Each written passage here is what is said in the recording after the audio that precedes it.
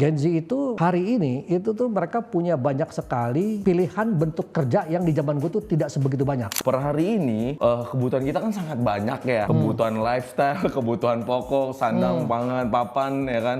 Segala macamnya itu sangat banyak. Nah, bagaimana caranya kita memenuhi itu semua? Generasi Z itu tuh udah kayak gak lah, lu gak mungkin nanya ke gue lah, lu bukan cuma googling sekarang mah. Udah tinggal lu ngeliat di Instagram, lu ngeliat di itu atau lu tanya temen siapa atau bahkan lu pakai ChatGPT. Jadi gig ekonomi itu adalah ekonomi yang sebenarnya dibangun menjadi penghasilan baru buat orang yang sudah kerja, tapi bentukannya tuh abstrak. Jadi ini bosnya siapa sih? Lu nabung bayar cicilan, lu baru mau nabung bayar kontrakan. Jadi agak kelar-kelar itu. Gua nggak bilang semua begitu karena gue lihat anak sekarang mah kayaknya tiba-tiba bikin usaha, bikin kafe. Wah, itu luar biasa. Beda lah itu.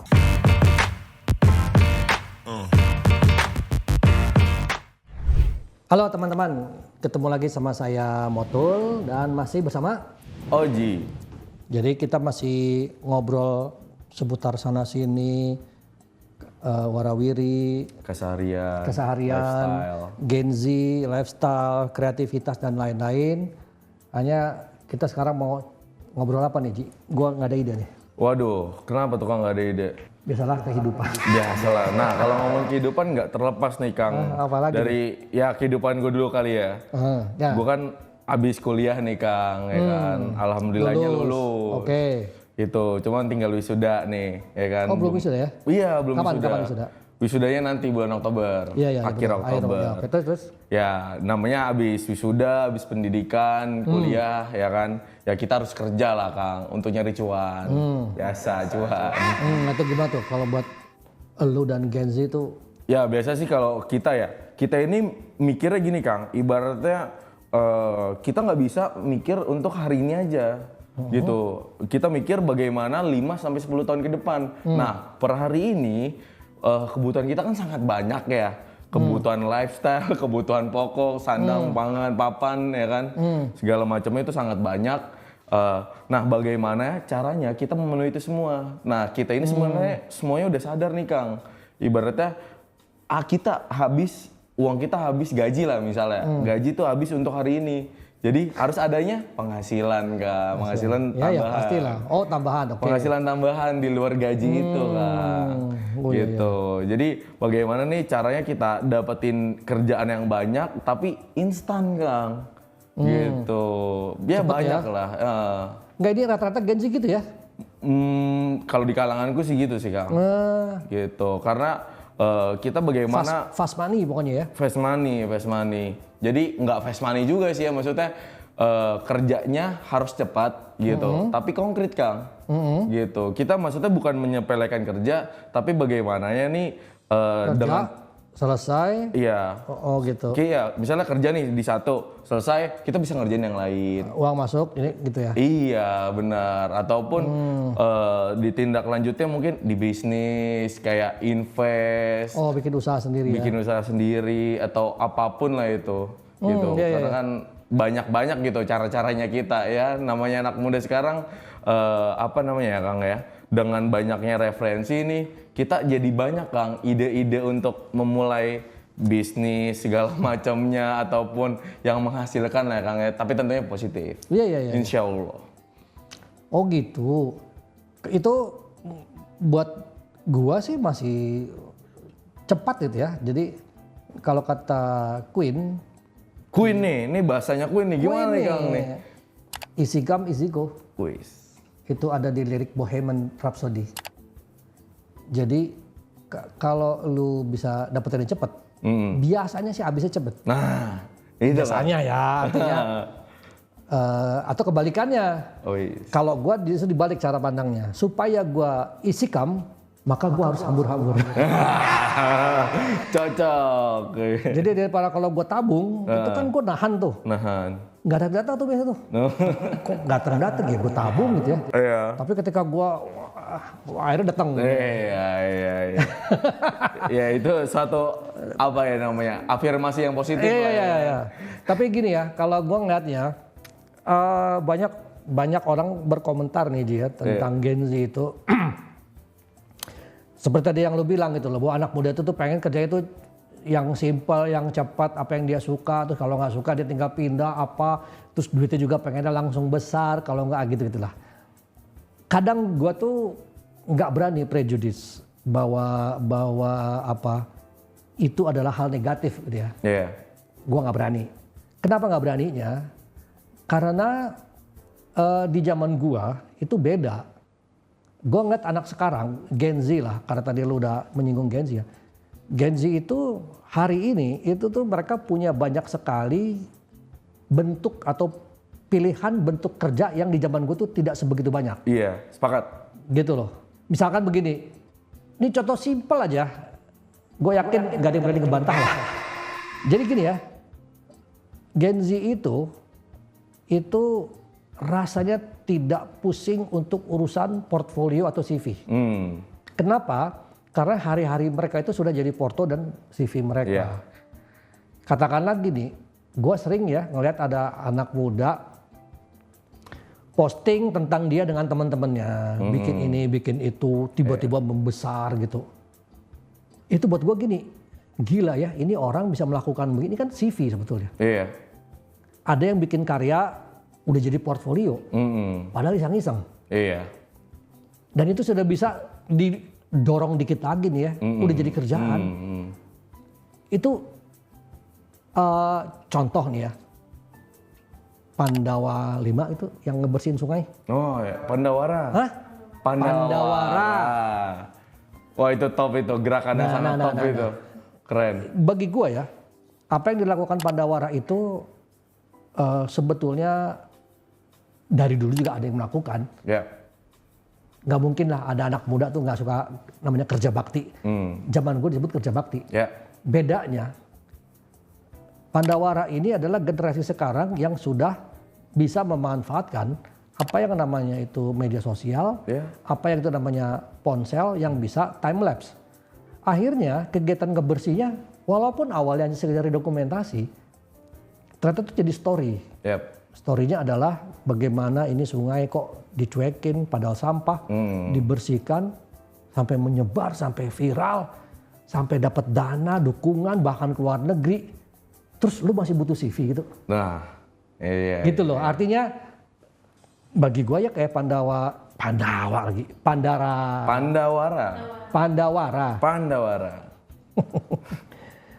Pandawara itu kalau dia serius ya, bukan serius, itu mereka tuh sudah bisa tiba-tiba diterusin lagi, itu dijadikan kayak LSM atau NGO. Nggak susah tuh kayak gitu tuh. Dan kalau kayak gitu apa dia perlu ngelamar kerjaan kantor? Udah nggak perlu sih. Sepertinya sih nggak. Ya justru itu. Malah dia bisa buka lowongan pekerjaan. Nah itu yang kalau gue bilang, kalau di zaman gue atau sampai generasi kemarin lah sebelum kalian itu, sebelum ada digital dan media sosial ya, itu tuh kita tuh rasanya perlu nyatet kita tuh udah pernah kerja apa. Iya. CV penting lah itu, kayak harus kita catat gitu ya. Bener. Atau portfolio gue pernah gue simpan, gue print. Nanti ketika gue dipanggil lamaran pernah kerjaan apa gue sodorkan gitu. Nah sementara sekarang gue nyebutnya media sosial itu sudah bisa real time portfolio. Yap, sepakat. Jadi media sosial lo itu sebetulnya adalah halaman portfolio lo. Ya. Dengan catatan lo harus berani atau ikhlas untuk tidak memunculkan konten-konten untungnya. Udah gak ada tuh gitu-gituan. Jadi ya udah, saya bisa gambar, isinya gambar-gambar semua. Saya musik, saya bikin musik-musik semua. Jadi kehidupan pribadinya dikebelakangin, karya dikedepanin, ya udah tuh berarti konten medsos lu adalah portfolio lu, adalah CV lu. Dan itu yang menurut gua membuat anak-anak muda sekarang akhirnya lebih selektif dalam memilih kerjaan, ya karena memang beda. Mungkin itu. Jadi makanya tadi gue bilang gue nggak berani prejudis bahwa wah ini kecuali kalau yang berhubungan dengan attitude tuh begini. Iya dong, kalau itu makanya di mana-mana ya. Maksudnya gini, lo udah milih mau kerja sebagai kerja kantoran, itu tuh pilihan lo. Ketika lo kerja kantoran, semua orang juga tahu resiko lu masuk kantor adalah harus patuh dan tunduk dengan aturan itu kantor. Aturan perusahaan misalnya kan? Aturan perusahaan itu. bukan perusahaan yang itu. Iya. Jangan disamain. Jangan dong. Jangan beda dong. kan? Jangan beda-beda. Kalau lu masuk perusahaan yang ini, aturannya adalah lu nggak boleh pakai kaos. Lu nggak perlu ngebandingin, di kantor itu kok boleh. Ya mendingan lu keluar, lu pindah ke sana. Iya. Gitu. Karena ya memang beda. Gitu. Tapi kalau lu merasa gua lebih nyaman kerja berkaos dan nggak ada jam ini, mending kayak Pandawara. Iya. Lu bikin dan ataupun pilih kantor yang menerima dia mau. itu. Iya. Gitu. Nah jadi itu menurut gua sih ya 1-2 kasus lah. Artinya gua nggak bilang semua begitu karena gua lihat anak sekarang mah kayaknya tiba-tiba bikin usaha, bikin kafe. Wah itu luar biasa. Iya. Beda lah itu. Salah satu perkembangan berpikir mungkin ya Kang ya. Bisa dibilang gitu nggak Kang? Bisa dong. Ya kan gini ya, perkembangan berpikir dari situasi yang memungkinkan dia berpikir seperti itu. Sekarang bayangin gini deh. Katakanlah generasi lu, si Gen Z tadi ketika SMA, itu tuh dia udah ngeliat hari-harinya di medsos itu adalah kakak kelasnya yang buka usaha. Kakak kelasnya yang bikin kafe bareng. Kakak kelasnya yang bikin baju fashion bareng, distro bareng. Bayangin dari SMA, lu udah diliatin kayak begitu ya. Itu kan udah memantik pikiran tadi tuh. Bahwa, wah nanti kalau gue lulus gue mau bikin kayak, banyak SMA udah mikir begitu. Bener. Zaman gue SMA boro-boro mikir begitu.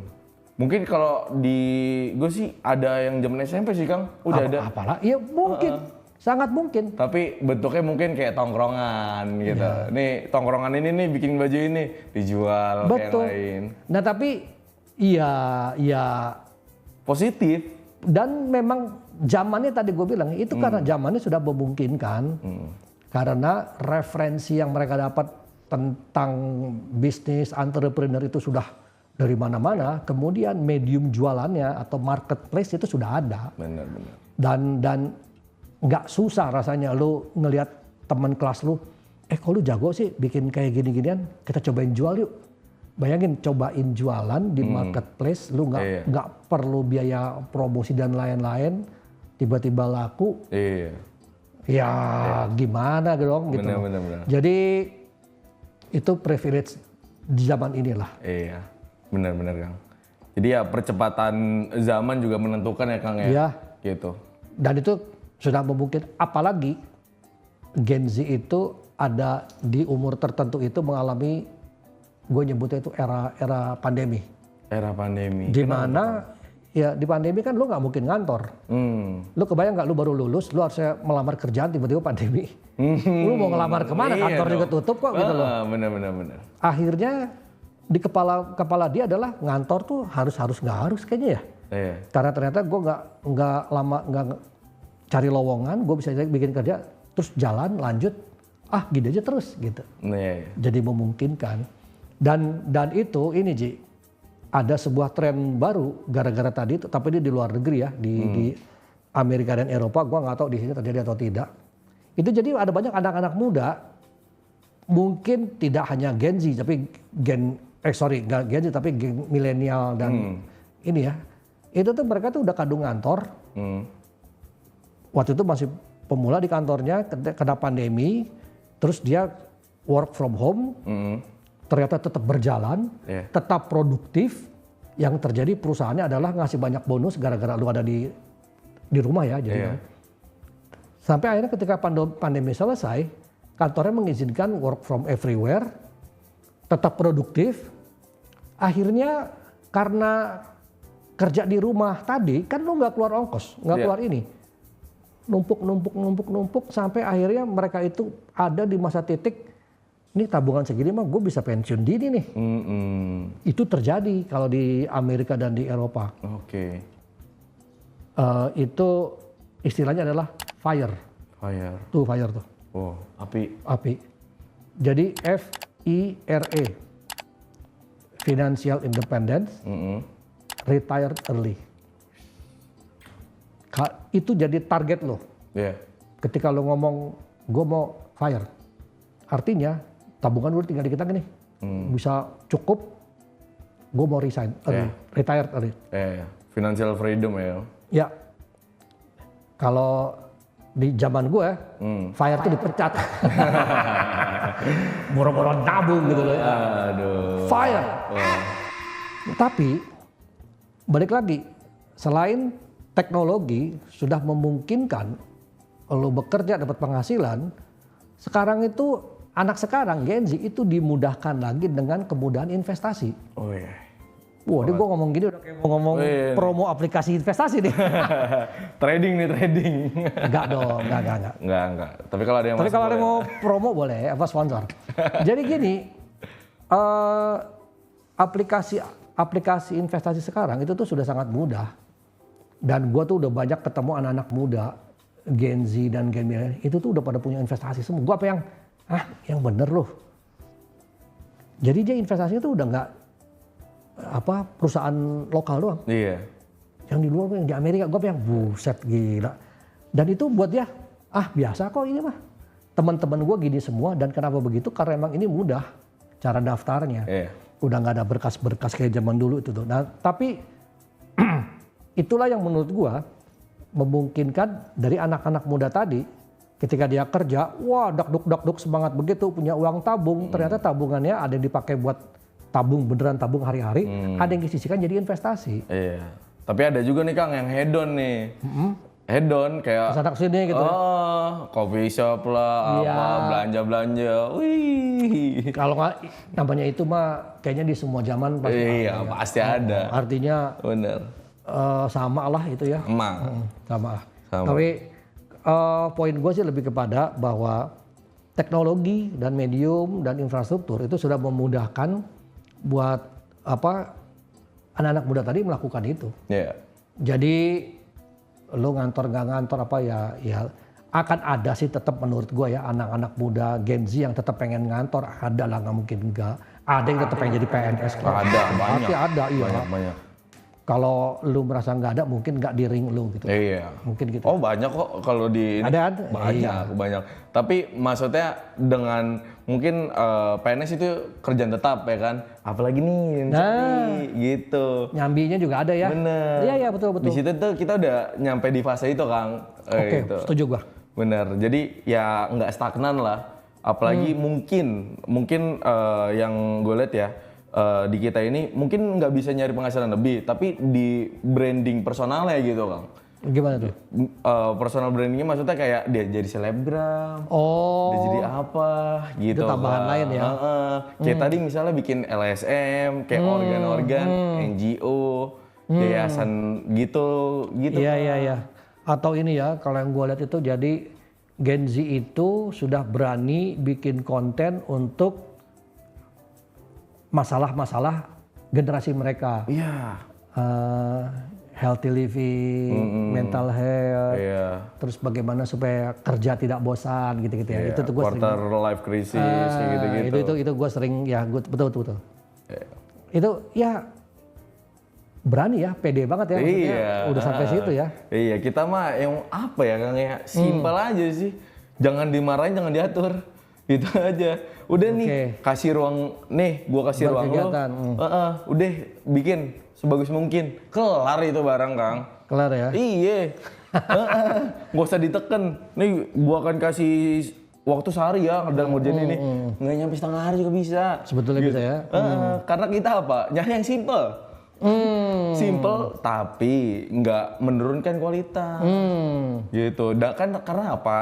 Karena dengan banyaknya referensi ini, jadi kita, wah ini nih, apalagi ada ChatGPT, AI ya kan? Buat ngebantu kerja semua tuh ya. Gitu Kang. Jadi dengan banyaknya referensi ini, lebih apa ya namanya, percepatan juga lah ya Kang ya? Loh iya dong. Iya. Apa? Dalam cara kerja kita, cara berpikir. Betul. Gitu Kang. Ya balik lagi ya, suka nggak suka, teknologi baru makin cepat, makin efisien, efektif, atau sangkil dan mankus. Lu tahu nggak tuh artinya? Kurang tahu tuh. Sangkil dan mankus. Apa tuh ya? Aduh, itu artinya efektif dan efisien. Aduh, ini bahasa mana nih Kang? Boleh dikasih tahu nih Kang? Bahasa dari Saturnus. Saturnus. Enggak, itu bahasa Indonesia. Sangkil dan bangkus. Dan bangkus. Mangkus. Efisien dan efektif dan efisien. Efisien dan efektif. Oke. Ini ilmu baru nih. Sangkil dan mangkus. Kosakata baru bukan ilmu. Ya itu kan kosakata baru buat lo aja kan. Kosakata termasuk ilmu Kang. Oh ya oke. Gitu. Today I learned ya. Iya. Oke. Nah itu jadi kelihatannya teknologi sudah memudahkan itu. Kalau zaman gue dulu rasanya gue pede dan keren banget dibanding yang tua-tua karena gue bisa mengakses internet. Iya. Jadi gue nggak perlu nanya tuh ke yang tua-tua bagaimana cara syuting. Karena gue tinggal zaman itu belum googling ya, masih pakai Yahoo atau bahkan Alta Vista. Iya. Oh ini. Jadi gue inget tuh, gue melamar jadi produser salah satu tim produksi syuting. Oke. Sinetron. Gue pernah jadi produser sinetron. FTV ya? Belum ada FTV waktu itu. Sinetron. Itu beda ya sinetron sama FTV Beda-beda. ya? Nah, gue jadi produser. Celakanya waktu itu ya kayak kalian, gue pengen kerja karena sambil belajar. Oke. Ketika gue gabung, yang ada gue diomelin sama senior-senior yang tua-tua. Oke. Lo kalau belajar mah jangan di sini, di sekolah sono, ngapain lo gitu. Wah pokoknya itu seluruh hewan di kebun binatang tuh keluar semua tuh dari mulut. Ini nama lampunya apa? HMI. HMI itu apa? Lu nanya mulu, udah kerja loh. Waduh. Padahal kan saya pengen tahu ya. Iya. Jadi waktu itu saya kerja produser, semata-mata pengen tahu produksi syuting tuh ada apa aja, ada ini. Sebetulnya pengen belajar gitu. Googling bisa, cuman kan kalau tahu lebih bagus. Tapi karena nggak dikasih tahu, akhirnya gue googling. Oh HMI itu singkatan dari ini. Oh lampu itu gara-gara ini. Jadi akhirnya gue tahu, gue belajar tentang genset, gue belajar tentang kamera. Sampai akhirnya ketika gue syuting, gue tahu tuh, oh ini kamera ini kenapa begini, kenapa ada namanya CCD, ada 3 CCD, itu tuh gue tahu semua. Tapi di syuting mah nggak kepake. Di situ gue berpikir bahwa senior gue gitu ya, gila jadul-jadul banget ya. Dan gue merasa kerja bisa lebih cepat karena gue tahu teknologinya. Itu di zaman itu ya. Sekarang, nah gue merasa kayak gitu. Oke. Jadi gue ada di sisi yang tadi, si tua-tuanya tadi. Ya. Nah yang anak-anak muda kayak lu gini, nah itu menurut gue generasi Z itu tuh udah kayak, enggak lah lu gak mungkin nanya ke gue lah, lu bukan cuma googling sekarang mah. Udah tinggal lu ngeliat di Instagram, lu ngeliat di itu, atau lu tanya temen siapa, atau bahkan lu pakai ChatGPT. Iya. Nah itu hal yang sudah tidak bisa dipungkiri oleh semua pihak itu bahwa itu terjadi, itu sudah ada di depan mata, di depan muka. Pertanyaannya tinggal begini, lu mau manfaatin ini sebagai apa? Udah itu aja sih. Di situ berarti poinnya Kang. Memanfaatkan itu atau enggak? Betul. Banyak juga sih Kang emang yang enggak memanfaatkan itu. Ya pastinya. Iya, ya masih juga banyak yang apa ya, dengan perkembangan zaman ini ya udah, gue gini aja udah. Ya udah gitu. Cukup kok gitu. Cukup kok gitu itu ya. juga. Tapi itu bukan menjadi masalah ya. Itu kan pilihan masing-masing. Ya teman alangkah baiknya ya Kang ya gitu. Iya. Dimaksimalkan. Karena kan tadi bahwa lu lagi. Generasi lu kan pengen tadi kerjanya cepet aja. Tapi duitnya banyak dan gue bisa lekas invest. Syukur-syukur gue bisa retire early, gue bisa aktivitas yang lain kan gitu ya. Itu dulu mah di zaman gue tuh lu kayak kudu nabung gitu ya. Nabung berapa lama ya supaya bisa retire early ya? Iya. Gak bisa gitu loh. Lu nabung bayar cicilan. Lu baru mau nabung bayar kontrakan. Jadi agak kelar-kelar itu. Tapi kalau kerja lebih keras, sakit. Bukan, dan buat dulu bayar rumah sakit Kang. Iya. Waduh itu lebih parah. Dan di zaman itu lu mau nyari kerja tambahan tuh susah. Karena semua pekerjaan itu tuh memakan waktu dan kehadiran lo. Space and time. Jadi lu nggak bisa kayak contoh nih. Sekarang lu mau berangkat kerja. Katakanlah gitu ya. Rumah lu di mana? Misalnya katakanlah di Bekasi. Dari Bekasi lu mau ke Sudirman atau Kuningan atau Tamrin katakanlah. Itu berangkat berapa? Jam berapa? Jam 6. Masuknya. Jalan dari rumah jam berapa? Jam 6. Katakanlah jam 6 ya. Jam 6. Jam 6 lu naik angkot, lu naik Transjakarta. Lu duduk, pilihannya 2. Lu tidur atau lu jualan cari duit. Iya. Lu di Transjakarta nih, duduk nih. Katakanlah sejam perjalanan, sejam aja. Tapi lu ternyata punya dagangan di IG. Iya. Di all shop kan. Itu kan cik cik cik cik cik cik cik bentar nih, tek, udah sampai gue turun, gue kerja, ceklek, ini gue lupain. Sore gue mau pulang, Transjakarta, sejam lagi nih, gue cek, ada yang order, tek. Ternyata lu cuma reseller, barangnya mah tinggal, itu terjadi sekarang. Jadi ada yang bilang itu disebutnya gig economy. Jadi gig economy itu adalah ekonomi yang sebenarnya dibangun menjadi penghasilan baru buat orang yang sudah kerja, tapi bentukannya itu abstrak. Jadi ini bosnya siapa sih? Sekarang kayak gue tanya lu ojol, emang bosnya siapa? Nggak jelas kan? Iya. Nah, ya itu, perusahaan aja deh. Perusahaan apa? Lu emang pernah ngantor ke kantor ojol? Iya kan? Itu gig ekonomi. Jadi udah nggak ada batas tuh. Terus supir ojol merasa sebagai pegawai ojol, terus demo ke siapa? Akhirnya ngadepin Menteri Kominfo. Jadi kan, nah itu gig ekonomi. Dan itu di era aplikasi itu ada banyak. Jadi makin lu rajin ikutan marketplace dan lu jualan, lu punya potensi uang tambahan. Apakah untuk cari uang tambahan ini lu harus masak subuh-subuh? Enggak juga. Enggak juga. Lu bisa dengan cukup ya tadi reseller. Apalagi hari gini ada afiliator. Barangnya siapa? Lu cuman ini oke nih, kalau ada yang mau nih silakan nih, kotak kuning apa. Iya, simple kan? banget lah kan. Nah itu maksudnya infrastrukturnya memungkinkan. Nah, kalau lu mau. Pesen nih Kang, buat temen-temen Oji nih Kang. Ya. Gimana pesannya Kang Otul dengan percepatannya zaman ini? Harus bagaimana ya? Harus bagaimana dong? Pesan saya rajin sholat lah. Itu pertama. Ya benar ya? Iya benar. Ataupun yang bukan Islam, rajin beribadah. Berdoa. Jadi rajin berdoa supaya hati stabil. Nah, dengan hati stabil dan tenang, kita bisa mencoba marketplace atau apapun ini dan itu. Dengan harapan dengan begitu kita jadi jernih tuh mikir tuh, oh saya mau usaha ini, usaha itu apa, jadi bisa. Kira-kira gitu tuh Ji. Iya. Siap.